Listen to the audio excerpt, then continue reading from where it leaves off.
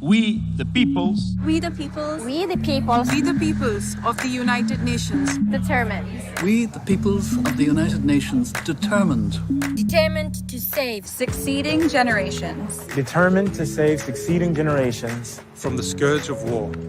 And to reaffirm faith in fundamental human rights. Fundamental human rights. In the dignity and worth of the human person. The dignity and worth of the human person. And the equal rights of men and women. Of men and women. And the equal rights of men and women. And of nations large and small. And to establish conditions under which justice and respect. Justice and respect can be maintained. To promote social progress. Social progress. And to promote social progress and better standards of life in larger freedom. To practice tolerance and live together in peace. To practice tolerance and live together in peace. To unite our strength. To unite our strength to maintain international peace and security. To promote the economic and social advancements of all peoples. Of all peoples. All peoples. We the peoples. We the peoples have resolved to combine our efforts. To accomplish these aims. To accomplish these aims. To accomplish these aims.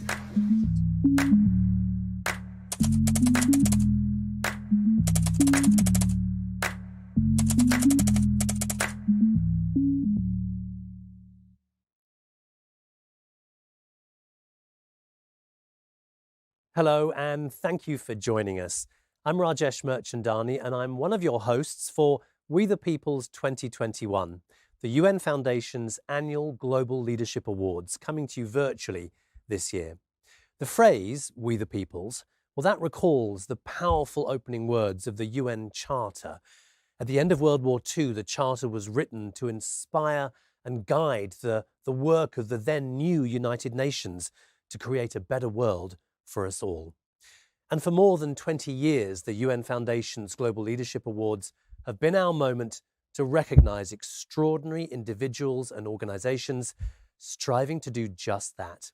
This year's no different, and we can't wait to introduce you to our honorees. They exemplify bold leadership, big ideas, expertise, and an unshakable determination to deliver progress, qualities our world needs now more than ever. In fact, the UN Foundation was born out of an act of bold leadership.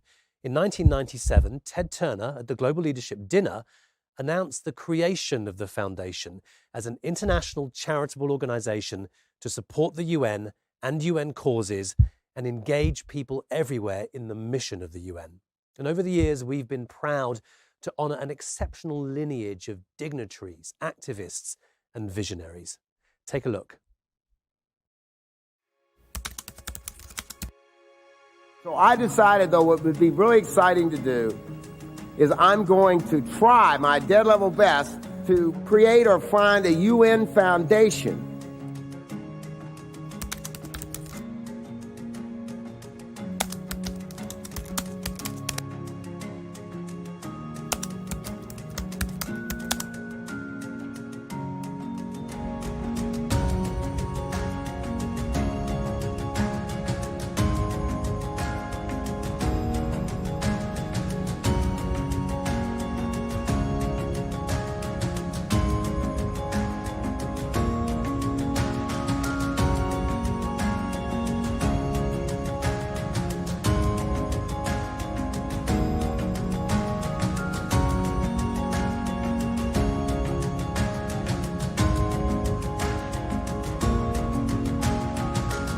Seen important progress, lives saved, wars averted, rights advanced.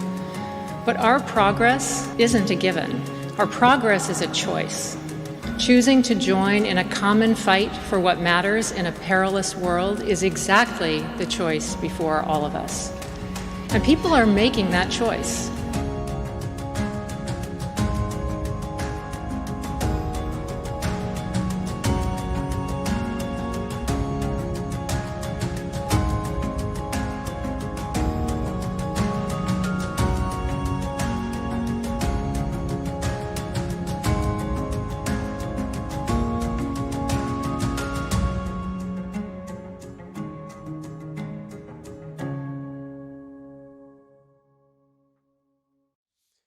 just a few of the previous recipients there of the UN Foundation Global Leadership Awards. You also saw our President and CEO, Elizabeth Cousins, who is our co-host today and joins me now. Elizabeth, it's so great to see you. Rajesh, it is great to be co-hosting with you, and welcome to everyone joining us. We so wish we could all be together, but even virtually, this is a time for friends and community to come together, to celebrate what matters. And we're excited about our incredible honorees this year and the program you're about to see. We're coming to you from our library at the UN Foundation, using a few things we could find to bring you something a little different since we're not physically together. Though, Rajesh, you could have just gotten me flowers. And of course, our UN Charter is always on hand. The last time we were together, the world had never heard the word COVID-19. Now, the tiny virus that carries that name has upended our lives. It's wiped away a generation of progress in so many areas. And it's shown us with bracing clarity how much we depend on each other. Ted Turner's vision when he created the foundation was about exactly that essential solidarity between humans who share a common home and a common future. And that, of course, is what the United Nations is all about. The only place where everyone in the world has a stake and can have a voice. Well, if there was ever a time when we need the voice, the talents, and the imagination of everyone, it's now. We've lost so much in the last year. Today's young people, already the largest generation of youth in history, have lost thousands of hours of schooling due to COVID. They've lost homes due to extreme weather or conflict. They've lost confidence that those in power will make good and fair decisions, not only to combat the crises we face today, but also to build toward a better future. You know, I remember thinking when we created the Sustainable Development Goals in 2015 that my son would be 21 in 2030 when the goals come due. His generation is the 2030 generation. And right now, they will enter the workforce, start families, try to make their way, and inherit a world marked by crises they didn't create. But they'll also inherit a world with dizzying possibilities for human betterment in science, art, even in politics. The headwinds are fierce, no doubt, but the prospects are dazzling, and they depend on us. Here at the UN Foundation, we say we need to act like the world depends on it, because it does. And all of our honorees today reflect that urgency. They have devoted their time, talents, and tenacity to delivering for real people in real ways. They know what's at stake. They know the clock is ticking, and they have each made decisive and extraordinary contributions. So let's move now to our wonderful honorees. Elizabeth, thank you for those stirring words. And yeah, let's do it. This year, we are inaugurating a new award, the SDG Vanguard Award. The SDGs are the world's plan for a healthier, fairer, and more sustainable world. We're supposed to get there by 2030. COVID has really pushed us off track, but we still have 9 years to go, and we have incredible leaders in every corner of the globe determined to meet the deadline. This is the decade for decisive action to deliver the SDGs. So every year, with the SDG Vanguard Award, the UN Foundation will honor extraordinary individuals and organizations who are leading the way. This inaugural year, our honors go to 2 exceptional organizations that have already made quantum leaps in SDG progress. Both mobilize knowledge and expertise to help us understand the scale and nature of the problem. Both are inspiring and informing solutions. And both have demonstrated courageous leadership, innovation, and grit. Our first SDG Vanguard Award recognizes the leadership and contribution of an organization working to ensure a clean energy transition that leaves no one behind and creates opportunities for everyone. For extraordinary leadership to achieve SDG 7 by 2030 and advance the Sustainable Development Goals in the Decade of Action, the UN Foundation SDG Vanguard Award is presented to Sustainable Energy for All. The award is accepted by Damilola Ogunbiyi, Special Representative of the Secretary General for Sustainable Energy and the CEO of Sustainable Energy for All. And to commemorate the award, we're delighted to welcome back to the We the People stage Jay Len Boone, a former U.S. youth observer to the UN and the founder of his own youth climate organization in his hometown of San Antonio, Texas.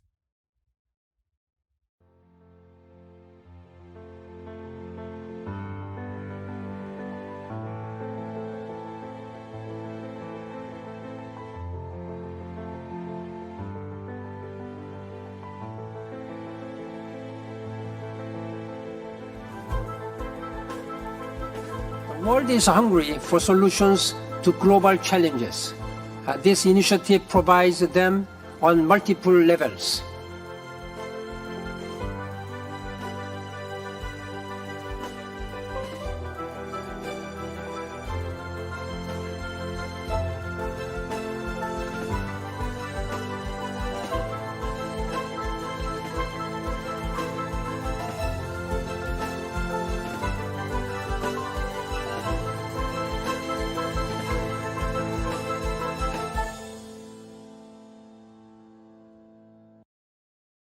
Thanks to the UN Foundation, it's great to be back at the We the People's Awards.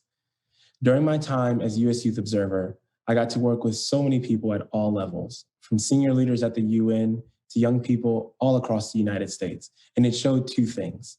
First, that thanks to UNA USA and the UN Foundation, there's a huge grassroots army of support for the UN and the SDGs. And secondly, that people are passionate about progress. When we think about the SDGs, one place we really need to make progress is SDG 7, the goal for affordable and clean energy. That means aligning many stakeholders from governments to businesses and consumers. Sustainable Energy for All is an international organization now in its 10th year that brings together all these different perspectives and voices and ideas to help us get a sustainable energy future that works for everyone as fast as possible. The SDG Vanguard Award is presented to SE for All, and I'm joined by its CEO, Damilola Ogunbiyi. Damilola, welcome. First off, congratulations to you and SE for All on this huge honor of being named the inaugural SDG Vanguard Award winner. Second, I have to say that I, along with many other youth advocates around the world, are so inspired by your work on SDG 7. And so to kick off the conversation, can you tell us a little bit about how you got involved in this work and what inspires you? Well, thank you for having me. And I have to pinch myself that we are the inaugural winners of this great prize, especially for such an amazing institution as United Nations Foundation. For me personally, coming from Nigeria, what I have always seen throughout my life is poverty, really, and energy poverty. Being one of the more fortunate people, I had dyslexia at age 10, and my mom had the means to move me to boarding school in England, and I got all this great education. And I just felt that with all these things happening, what does the average Nigerian or the average African have at the end of the day? Being born Black African, you're already at 20 times the disadvantage in terms of energy poverty than anybody else in the world. And I just found it very, very unfair. So from quite a young age, I'm an engineer by background, always wanted to build for developing countries. And, stumbled on energy probably when I was about 25. And I felt that, wow, energy is that golden thread. If you think of all our other sustainable development goals, you really can't achieve a lot of them if you don't have energy as a bedrock. So it might sound very funny to you, but at 25 years old, I walked up to the governor of Lagos State, which is the biggest state probably in Africa, 21 million people. And I said, I want to do an energy project for you. Please let me do it. Of which he laughed and everyone else laughed. But he called me back after a month and said, yeah, how are you going to do that? And I said, look, I want to take a lot of your primary healthcare centers and education, take them off grid, give them sustainable energy, and this is how much you save. Luckily, I pulled that off with the private sector. He made me the head of that organization. I was then asked to do this on the federal level, focusing on solar energy. I'm a bit obsessed with healthcare and energy because it does affect infant mortality rates. And then kind of the rest is history, if that makes sense. Managed to have a team of the most amazing young people working with me. I was young as well, when we talk about giving youth opportunities. I was heading an organization at 26. And, it just kept on going. It has a lot of trials, but luckily we're here now and we can talk on this global platform about the importance of sustainable energy for the developing countries. Wow. Thank you for sharing that. And what a powerful story. I mean, personally, at the ripe age of 23 now, it inspires me to continue pushing forward. And so you talked a little bit about the interconnectedness of the SDGs and sort of that we're here now on this global stage. Well, can you speak a little bit to the state of Energy for All as it currently attends? What are some of the achievements that we've been able to make that you've gotten to witness maybe in Nigeria or through your work with SC for All? Well, in terms of where we are now, I mean, it is bleak. I have to start with that. We still have 760 million people with no access to electricity at all. So they can't watch us today on this type of platform. And then we have 2.6 billion people, especially women, with no access to clean cooking, which affects about 4 million deaths in Africa alone and has a direct relationship to our climate goals. So that's where we are now. We have been improving on SDG 7, and we have been seeing, which is access to affordable and clean energy. And we have been seeing some real innovative performances, especially for countries like India, who I believe just achieved universal electricity access. However, what the curve we're seeing in terms of business as usual is that a lot of these countries, especially developing countries, are outpacing in terms of the growth of their populations, right? So there's a lot of great work happening, but if more people are born, you don't really feel that impact. And that's why we have to move faster and smarter. In terms of COP26 that just happened a couple of weeks ago, I guess the biggest thing that happened was this initiative with the Rockefeller Foundation, IKEA Foundation, and Bezos, who are coming together for the Global Energy Alliance for People and Planet. I think it's the first time that we have a considerable amount of philanthropic money coming into the energy access space that's going to leverage a lot more. I still feel like all the instruments and all the different financial instruments are still evolving, but this is a really, really important step in the evolution and making sure no one is left behind. Yeah, and I love that you brought in some of those themes of philanthropic sector, business, and some of your experiences in Glasgow. Can you speak a little bit more and expand upon some of the actions you think that leaders in the corporate sector, or maybe even politicians themselves, as somebody who's well-versed on this topic, somebody who experiences day in and day out, what are some of those actions that others maybe watching this right now should be taking in accordance for Energy for All? I think the first key issue is that we cannot achieve net zero by 2050 if we do not achieve universal access by 2030. You can't have a plan and leave 1 billion people behind. It just doesn't work. The math doesn't work. And a lot of people don't realize, even when they think about refugees or insurgency or all these issues, is that it's not like these people want to be them, but they don't have the core basic need, which is energy in their communities to allow them to live dignified lives.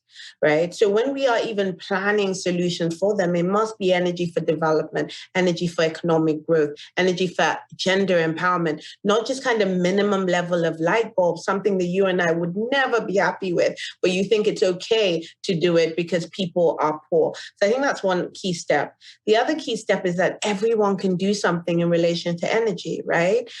You can use less energy. You can invest in energy. It's probably one of the largest sectors now that integrates tech and youth and energy in terms of the solutions that we're finding on the continent of all these young people getting involved, because, it's amazing because we've left these big grids of things that can happen. And we're saying you can have these smaller renewable scale grids, which is a business for a young person. It doesn't have to be someone old like myself having to control the conversation. We just have to make sure that we push the governments to have the policies in place that also support these people when they come into place. But I guess one key thing that I really want people to take with them is that the climate issue is an energy access issue. The energy transition has to be birthed in not leaving anyone behind, unless it just won't work. Yeah, that's beautiful. And there's another thing I want to ask in regards to, you talked a little bit earlier about localizing some of these things and businesses. I got to recently work on a couple of projects where we were able to work with folks on the ground and doing like off-grid energy and other opportunities that are in Africa, instead of like going in and doing these things ourselves, empowering the individuals to do them themselves. And so through business, or even as you talked about philanthropy. And so I'm interested to hear in this last question, because I don't have you forever, is how can the individual get involved in maybe your work or towards 2030, driving action to achieve, energy for all. I know you also talked about we need to keep up with this pace. And I think that that's something that encompasses everyone. And so just to cap things off here, could you speak just to that point about the individual and what they could begin doing right at home? Well, first they can join us. We have a Be Bold campaign. We're having an SE4 forum on the continent in Kigali next year, which is super exciting. We have the high-level dialogue with all the outcomes of the high-level dialogue that we have to make sure that we do before 2030. So you can get involved by contacting our teams or myself on how can you do your own energy compact, right?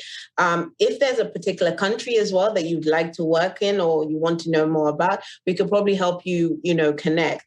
What we do need more about, because I am talking to you right now, is just a lot more youth advocacy on the role of energy, and it being so key in, we have to make it sexy like climate, people have to realize that it's so, because it affects so many people, affects youth, reaching their potential with all this tech work that's now happening in the developing countries. Everyone is when they thrive, it's amazing because it's not the same playing field. It's not the same starting point. So there are lots of ways to be, involved. Please go on the SE4 website to find out more, or contact me directly. We have a youth forum. We have so many different things.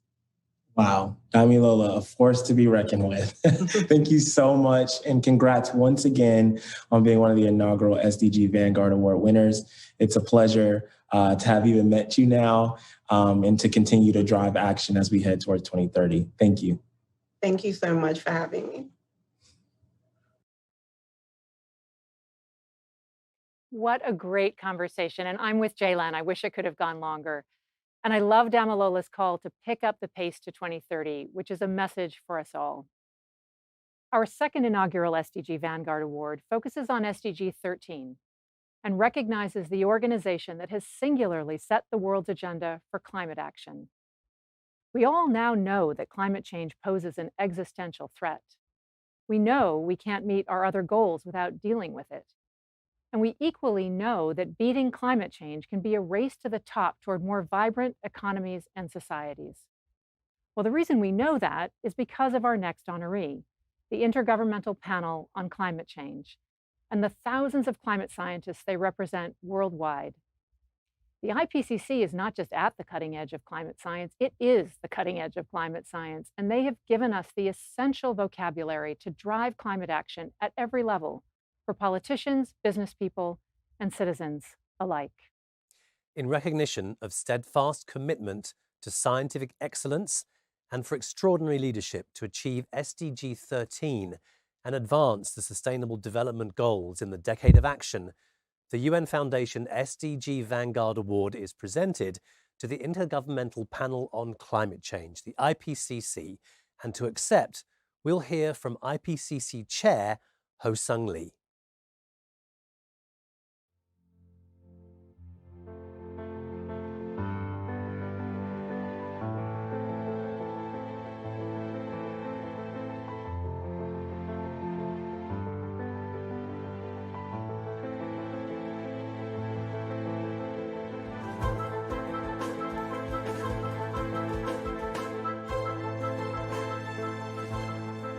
The recent report of the Intergovernmental Panel on Climate Change was a code red for humanity.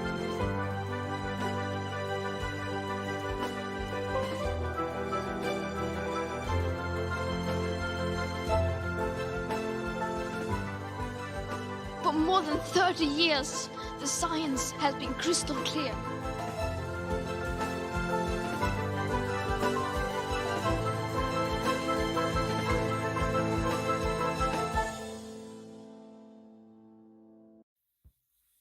I'm delighted and humbled to accept the Sustainable Development Goals Vanguard Award from the United Nations Foundation on behalf of the Intergovernmental Panel on Climate Change, IPCC. It is a unique honor to be recognized for the work of the IPCC through the We the People's Global Leadership Awards program. Sustainable Development Goal number 13 for climate action is closely linked with the mission of the IPCC to assess the best and most up-to-date scientific evidence on climate change. IPCC is policy relevant but not policy prescriptive, so we do not engage ourselves in climate action. But the work of the IPCC is the foundation for the decisions shaping national, regional, and global policies, for talks at UN climate change conferences, for advocacy and youth activism demanding action on climate.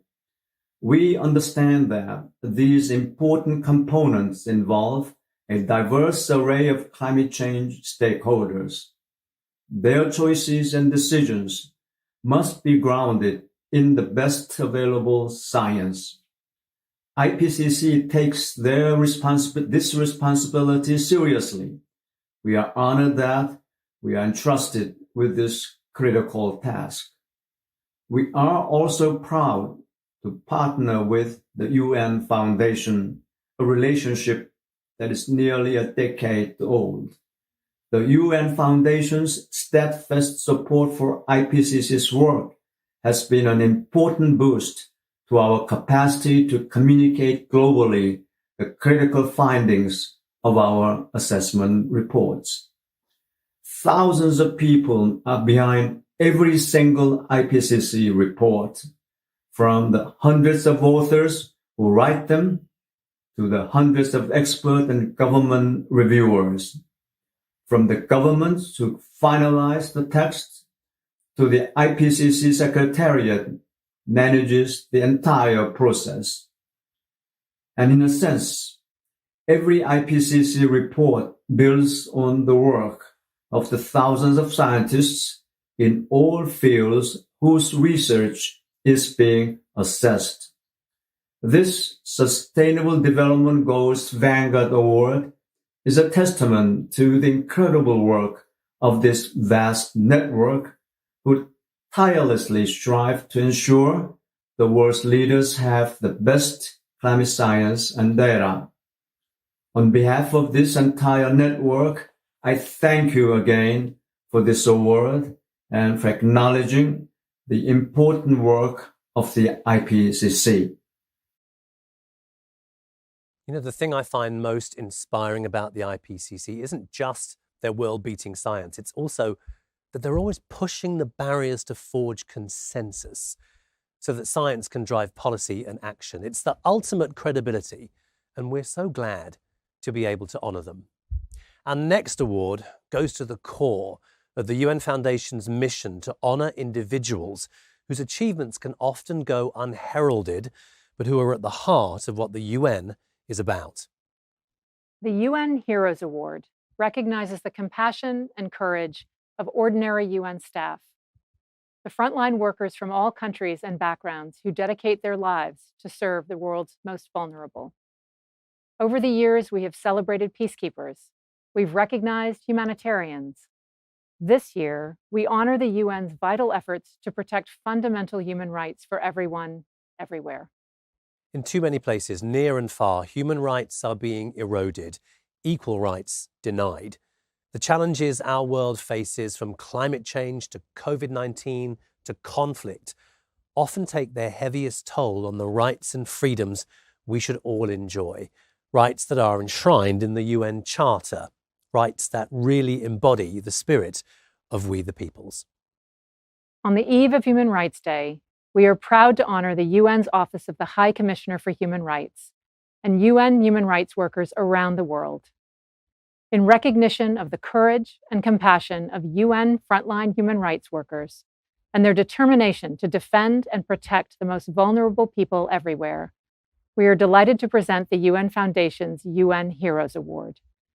The award will be accepted by the UN's High Commissioner for Human Rights, Michelle Bachelet, And we'll hear first from some of those frontline workers about what motivates them. I visited a prison to look at the situation of persons with disabilities in detention, and I met a woman who had been arrested at the same time as her husband, being at the wrong place at the wrong time. She was in prison waiting for her trial, but because she was missing 2 limbs, she needed the help of other detainees to leave her cell to get food, water, and even to use the toilet. When I asked her if she had a lawyer, she told me that she had never seen a lawyer and didn't have a lot of information on her case. As a result of that, we launched a project together with UNDP on access to justice for persons with disabilities. We were able to support lawyers, providing free legal aid to persons with disabilities, help other persons with disabilities to document their cases of human rights violations and advocate for responses from the government. The woman I visited was soon released and was acquitted. It was definitely one of the times where I felt that our work was good, that we had achieved some success, and that there was hope for other persons with disabilities in detention.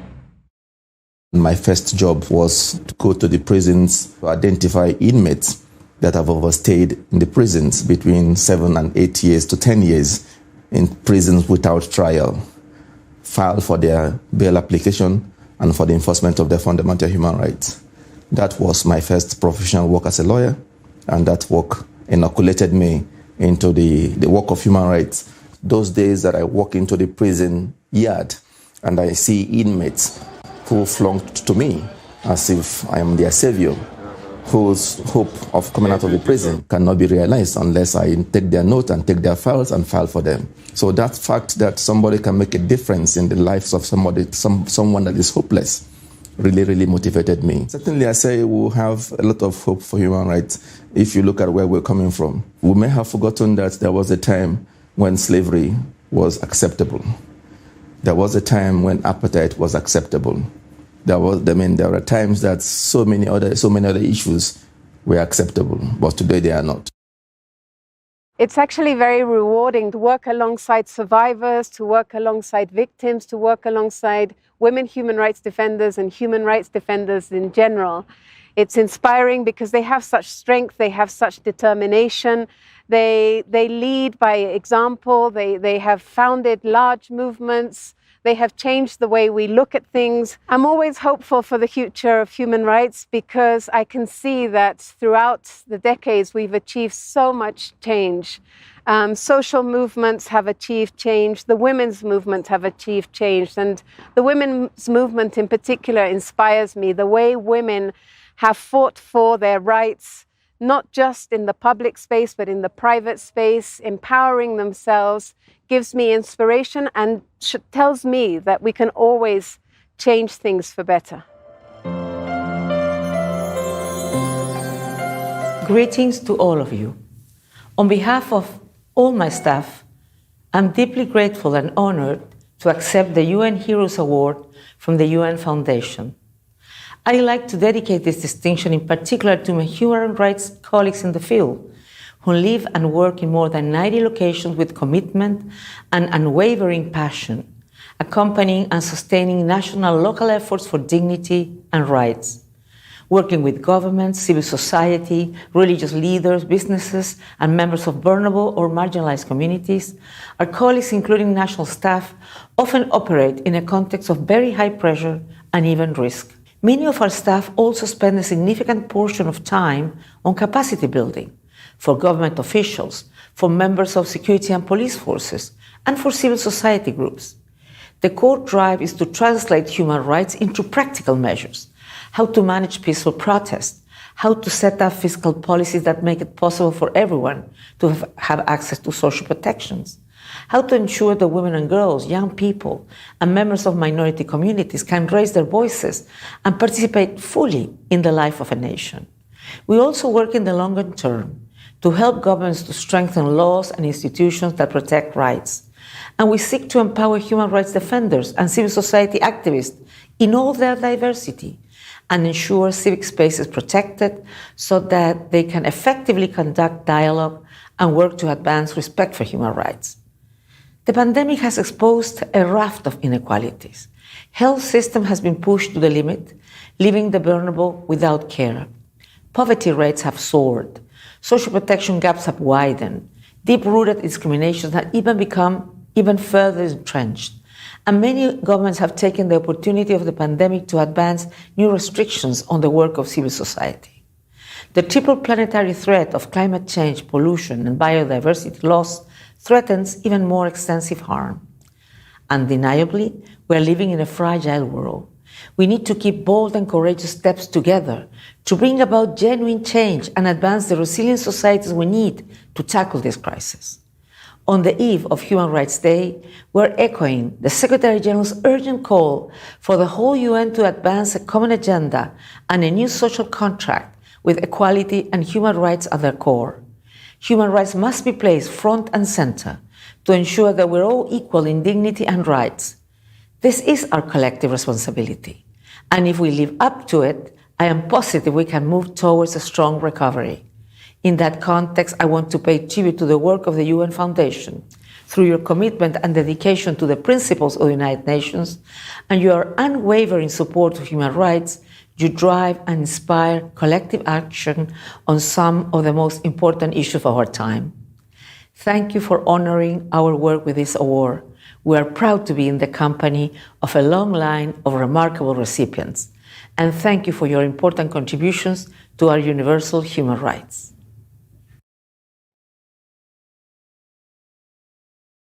We now come to our final two honorees, our champions for global change. Over the years, we have had the privilege of honoring leaders at the highest level, from presidents to faith leaders to cultural avatars to activists, sometimes all of the above. Our first champion brings more than 40 years of experience and expertise at the highest levels of international finance, politics, and development. And it's no surprise that Time magazine named her one of the 100 most influential leaders and people of 2021. Currently, she runs the world's largest international economic body, the World Trade Organization, the first woman and the first African to do so. Her incredible resume also includes being Nigeria's longest-serving and first female finance minister, 25 years at the World Bank, rising to managing director and acting as senior advisor, official, or board member for a string of public and private international financial institutions.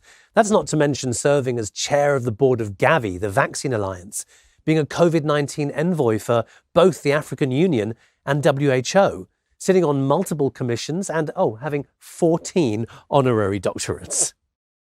In recognition of her path-breaking leadership, inspiring example, and unceasing determination to create a more equitable, prosperous, and sustainable world for everyone, everywhere, the UN Foundation Champion for Global Change Award is presented to Dr. Ngozi Okonjo-Iweala. To confer and commemorate the award, in conversation with Dr. Okonjo-Iweala, we're delighted to welcome Mark Malloch-Brown, President of the Open Society Foundations, UN Foundation Board Member, and a former UN Deputy Secretary General. Dr. Okonjo-Iweala, it is a great pleasure on behalf of my colleagues on the board of the UN Foundation, and particularly Ted Turner, to award you the Champion for Global Change, the top award of the UN Foundation. And, I'm just a little surprised it's taken them this long to realize that you're a champion for global change, having been your friend and colleague now for more decades than either of us want to remember. I've known you as that almost back to your young professional days at the bank, not quite. And you've done it across so many roles. If you wouldn't mind, just a thought about how you have been so clever at finding so many causes to champion over such a long career. Where does one look for change? And when one's found it, how does one make it happen? Well, thank you, Mark. First, you can see I'm really excited at this award, totally unexpected. And I'm really humbled to follow in the footsteps of so many illustrious people, including Ted Turner, And it's a treat to see you, Mark. It's been a little while since we saw each other. So I want the foundation and the board to know that I'm really, really pleased and delighted having this award at this particular time, challenging time for all of us. You asked me about how I've managed to find all these opportunities to be a global champion for change. I think, Mark, let me say one thing. Being a global champion for change, for me, it's a big responsibility. You feel that responsibility of trying to look for ways and policies and programs that are going to make a change in people's lives. And sometimes I've found the opportunity, and sometimes the opportunity has found me. So it's been a two-way street. I've been very privileged, for instance, to have a career at the World Bank, where I consciously wanted to work in the organization. That's where the two of us met and became friends over a long period. It gave an opportunity to serve people, poor people from all walks of life, urban poor, rural poor, to be able to look at what policies could really make a material change. So I sought that opportunity. Then when I became finance minister, that opportunity sought me. And I accepted it because, again, it was a way of giving back to a country I love dearly and being able to see what kinds of policies, again, at a larger level could really change things on the ground. How do we fight corruption and put good governance in place? What does it mean to have transparent budgetary systems so that money goes where it's really supposed to and is spent in the way it's supposed to be spent? What does it mean to change the lives of poor farmers and to see the excitement on women's faces, when you put in their hands the means like microfinance to make a change in their business or in their lives. So all these policies, both at the broader level and at the micro level, have been instruments which have enabled me to make change. And then you come to the WTO, and I sought this opportunity.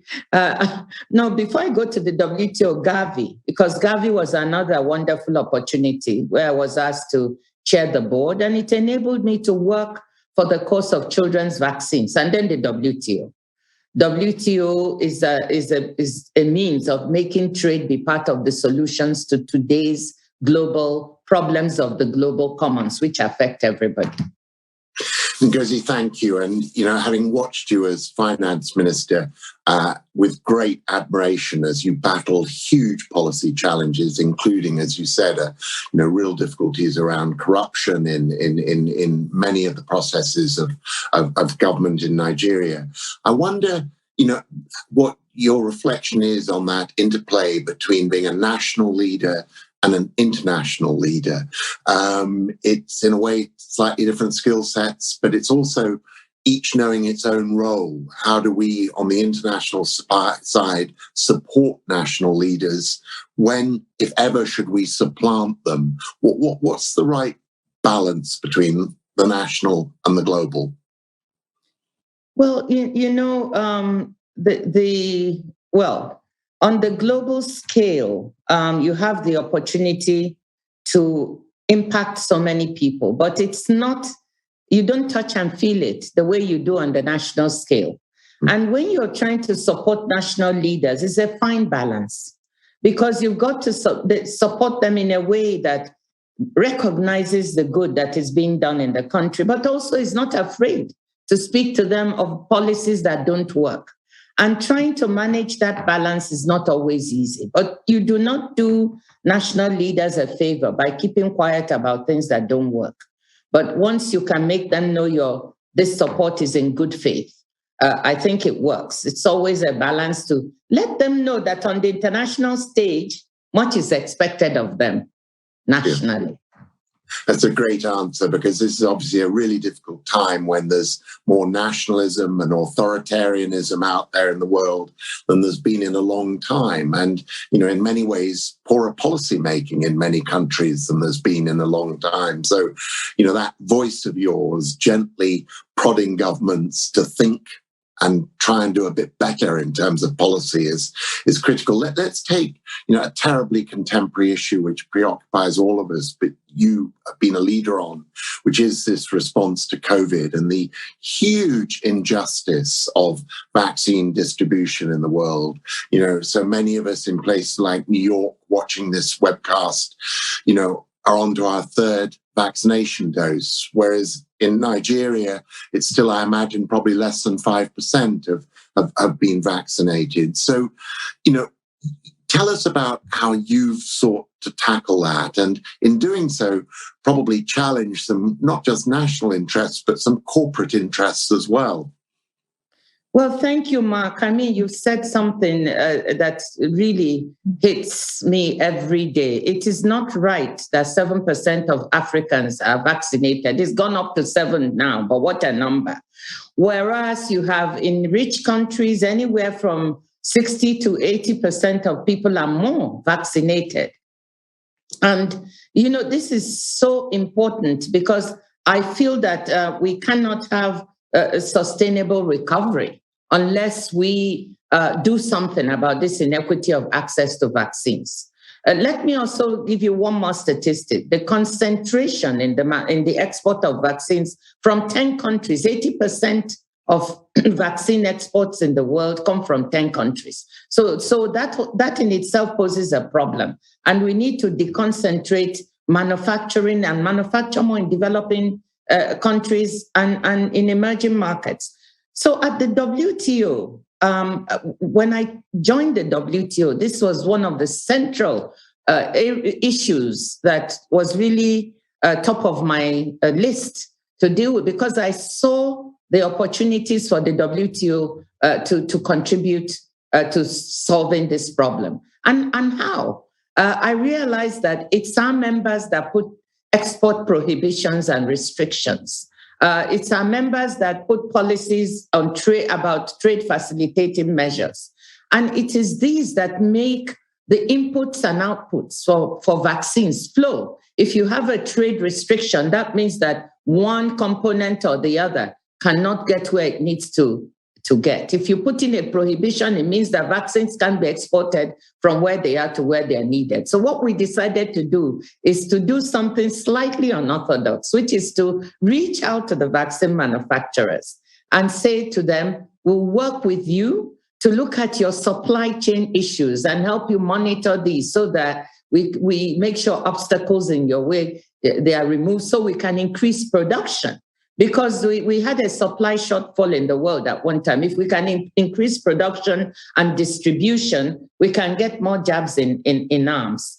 And in return for doing this work, we prodded them onto more production. We also had more line of sight of, actually what was happening with that production, with the distribution, with contracting and so on. Of course, not all of that information can be shared publicly, but it has helped us to move the dial and the needle on the issue of how do we get more equitable distribution. So that's the way we try to approach it. In addition, we have this multilateral task force of the WHO, the WTO, IMF, and World Bank. I also got my colleagues in the task force to meet with the manufacturers, and that put more jawboning, more pressure for them to move towards doing the right thing. And lastly, Mark, values. You mentioned values to me at some point, and that is one of the central things I want to make sure the WTO is about. And one of the things we've been doing here is the trying to negotiate the TRIPS waiver to facilitate transfer of technology to developing countries. Of course, we have two opposing sides. There are members who believe a TRIPS waiver is needed right now, many developing countries. There are those who believe this is not one of the solutions to the problem. So what we're trying to do here is bring the two together so we can have a pragmatic solution to this problem that can enable us to save lives.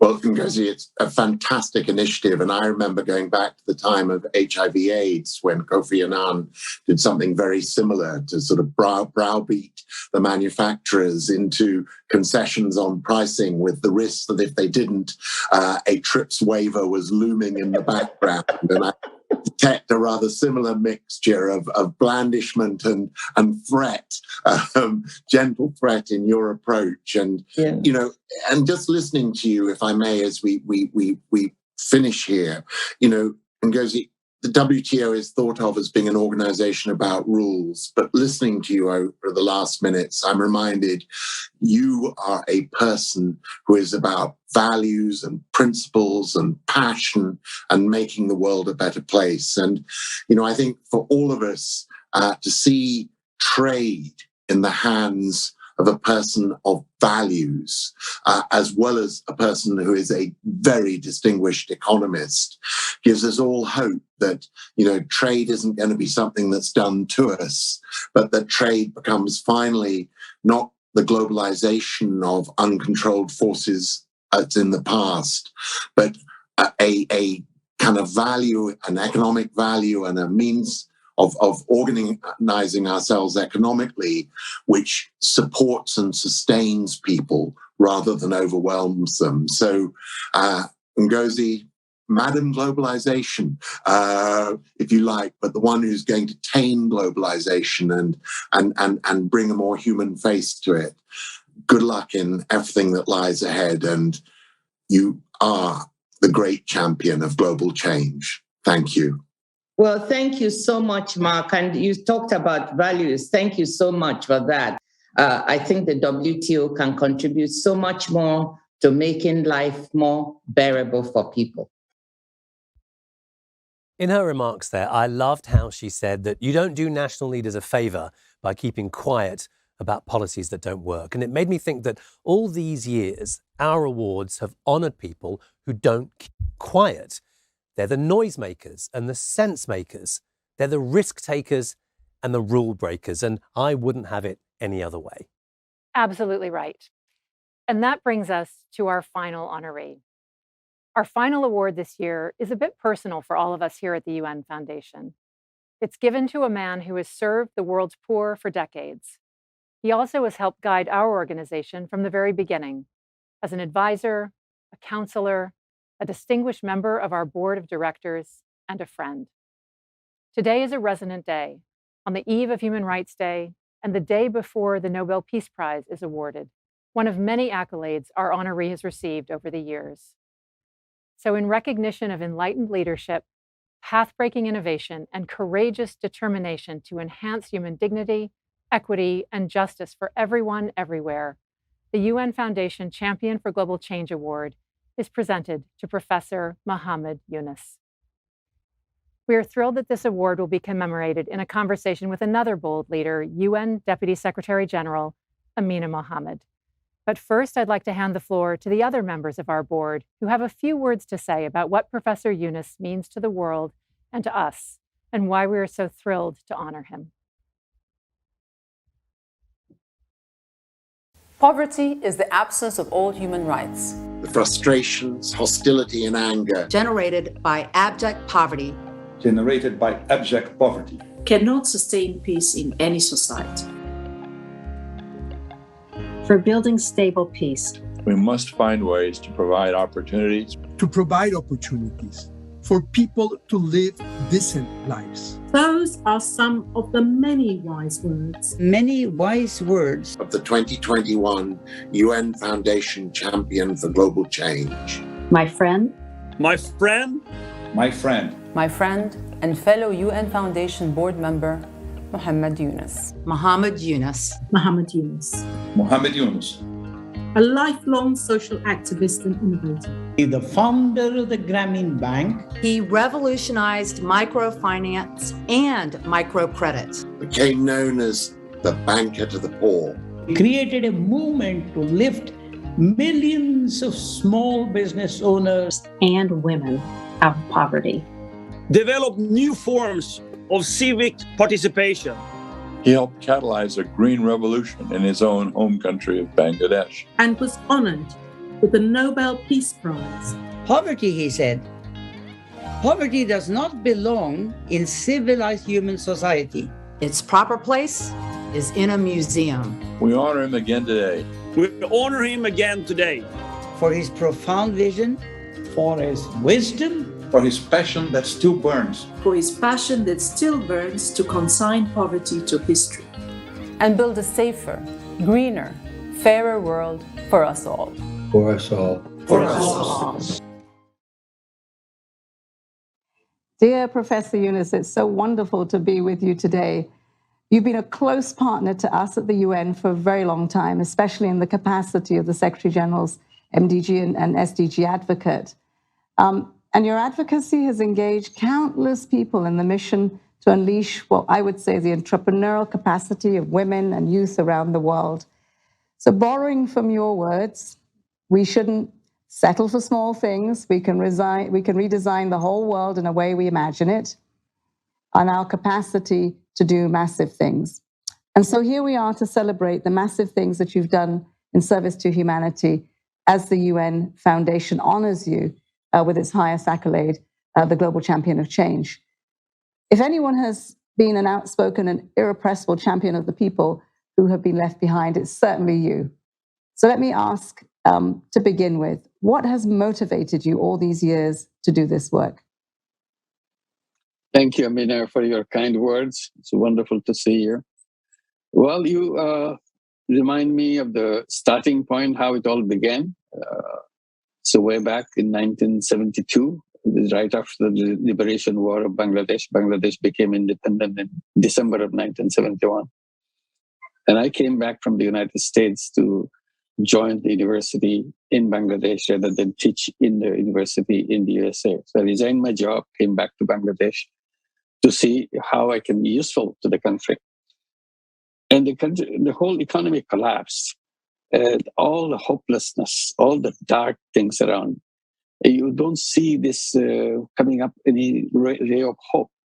Kissinger telling that this is a basket case, and this is the kind of situation prevailing in the country. So I was looking for hope. Say, can I make myself useful at least to one person? I can't change the whole country, whole world. But I can go ahead and do something for one person. So I started visiting the village next door to the university campus to see if I can be useful to somebody, at least even for a day. So this was the beginning. It's a product of the frustrations. So I started doing little things. One thing led to another. Then I started lending money to protect the people who were victims of loan sharks. My only intention was to protect people from the loan sharks. I said, why don't I lend the money before the loan sharks give the money so that they are protected? This is the beginning. I had no idea that it will grow into such a big, big issue later on. Well, thank you so much. The two things that I take from here is that hope and that every one person matters, and that's a stepping stone to everyone. And I've long admired your persistence to reach everyone, everywhere. I saw that visibly in my own visit to Bangladesh and the empowerment of women there.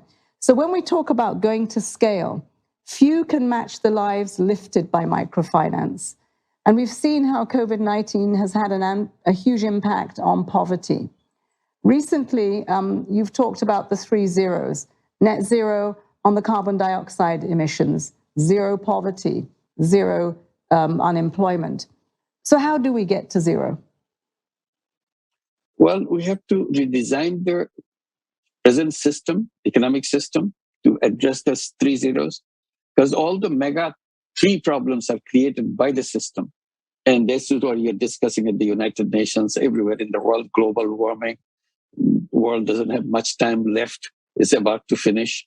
And this is the global warming we have to address. And the extreme wealth concentration, all the wealth of the world is in the hands of few people. The bulk of the population has nothing, really. They are at the bottom of the pile. So how to change that? How to bring people and the wealth together? That's the zero that we are talking about, zero wealth concentration, to address the question of poverty. and zero unemployment. I said, this is because of massive unemployment, which is coming because of the artificial intelligence coming. They will remove us from it. So before it comes, why don't we discover ourselves as entrepreneurs? All my life, I focused on entrepreneurship. And that's how the women came into the picture. Women showed their creative power as entrepreneurs. Millions and millions of poor women turned into entrepreneurs. So these are the issues. The 3-0 came out of all the mega problems. We do the reverse. We create the other way. Zero wealth concentration, zero carbon emission, and zero unemployment. These are the 3 zeros that we are looking for. And we create a new world of 3 zeros. The 3 zeros, well, this is about a system retrofit, being fit for purpose, not doing the same things that are currently just not working for the huge inequalities that you talk about. But I'm always inspired and energized by the courage, the stamina, and the inventiveness and dedication of young people all over the world. They are the antidote to the gridlock and the cynicism that we encounter in our daily work. And as someone who has helped to lift generations out of poverty, especially women, what more do you think needs to be done to ensure that the next generation, young people, are fully engaged in the intergenerational leadership and transitions? I see the future is in the hands of the young people. But the young people are smarter. Young people are able, efficient. I tell them that you are the most